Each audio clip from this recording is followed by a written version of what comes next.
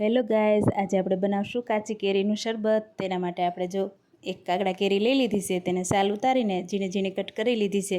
તેને આપણે એક વાસણમાં લઈને બાફી લેશું। જો આપણે વાસણમાં નહીં પાણી ડૂબે તેટલું નાખ્યું છે, થોડું અડધો ગ્લાસ જેટલું, અને બફાઈ ગઈ છે। જો આ રીતે આપણે પાણી નિતારી લેવાનું છે। ગરમ હોય ત્યાં જ મિશ્રી નાખી દેવાની છે। 500 ગ્રામ કેરી તો 500 ગ્રામ મિશ્રી સામે નાખવાની છે। થોડી વાર ઉકાળશું, એકદમ કેરી ઓગળી જાય ત્યાં સુધી ઉકાળશું। બહુ આપણે સાસણી નથી લેવાની। જો થોડું મીઠું નાખશું ને થોડો કેસરી કલર ઓપ્શનલ છે, નાખવો હોય તો નાખી શકો છો। જો આ રીતના ચિકાસ જેવું થઈ જાય એટલે આપણે ઉતારી લેશું, થોડી વાર ઠંડુ થઈ દેશું અને આપણે સાળી લેશું।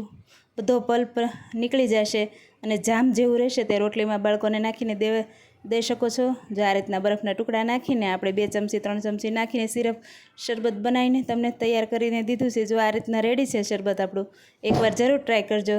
Thank you.